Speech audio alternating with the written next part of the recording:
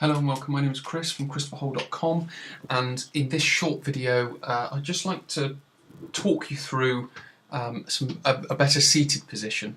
There are some common obviously ideas and knowledge about a better seated position, and you can see sort of that in the picture on the slide there. And I want to add more to that, because what a lot of people try and do is they try and get into that position and then they try and stay in that position. Now, this is very unrealistic. No one's going to stay in a bolt upright position for 8 hours a day or 6 hours a day, however long you are sat at your desk for the day. I would just want to try and make it a little bit more realistic and hopefully share some extra ideas that you can do in your seat or at your desk. Now, I've put on the left hand side here just some bullet points about what you guys can do. The main one is the top one, which is maintain the natural curve in the lower back.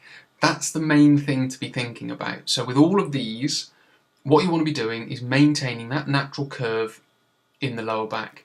The reason for that is, if I was to go into the lumbar spine and talk about the anatomy of it, they're known as load-bearing vertebrae. So they're much bigger than other vertebrae in your spine. So they're known as load-bearing. So what they want to do is they want to sit on top of each other, and in some ways they can stay there because they're load-bearing. If you look at the upper part of the back, that's more for movement. So they're smaller and they're not so good at, let's say, sitting on top of each other. So the first thing we want to do is we want to maintain that natural curve in the lower back. Obviously, you can use a pillow, or you can use some sort of support. If you've got an ergonomic chair, hopefully it's got a bit more of a curve at the lower part of the back. If you haven't got an ergonomic chair, or if you do find it difficult, then the next thing to do is, the second from last bullet point, is start changing position. And I've got a few ideas that you can do. Number one is you can perch on the edge of the seat. So you perch right on the edge of the seat. What that does, that pulls the hip forward and tilts it. Well, I say tilts it forward. It tilts it forward if you're sat back in your seat, because your hips tend to tilt backwards if you sit back in your seat. If you sit on the edge of your seat and just perch, it will pull that forward into its more neutral position. Because when the hips come into a more neutral position, the spine will automatically go into a more neutral position, or the lumbar part will anyway. Try sitting and standing.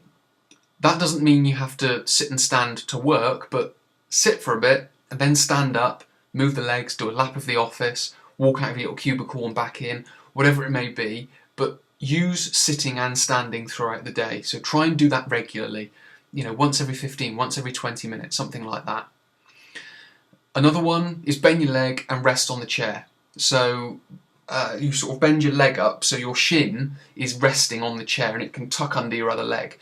What that's doing, that's just helping open up your hip joint, because a lot of lower back pain can be stiffness in the hips. But if we're spending a minute or two just with our hips in a more open position, then that can help with backache, hip pain, whatever it may be. Obviously you can do that on both legs, and rest on your chair. So use your arm rests. Rest to one side, rest to the other side. With all of these, try and maintain that natural curve. So always thinking about that natural curve in the back. And then the final one is just move around in your chair, which is in some ways what we've been talking about. So it's trying to open out your hips whilst you're sat down. It's trying to change the position of your feet whilst you're sat down if you're perching on the seat. Because what you can do if you perch on the edge of your seat is have one foot forward, just to sort of hold you in position, and then one foot, tuck it back under the seat, and what that will do, that will pull your hips up and bring it into that more natural position. So try and change position and move around in your chair. Change your feet position, change your hip position, change where your hips are on the seat, but maintain that natural curve in the lower back. That's the most important thing. Obviously then you've got to think about your eye line and where the position of your neck. But that's, I guess, for another video. So many thanks for watching. My name's Chris from christopherhole.com. I will speak to you in another video.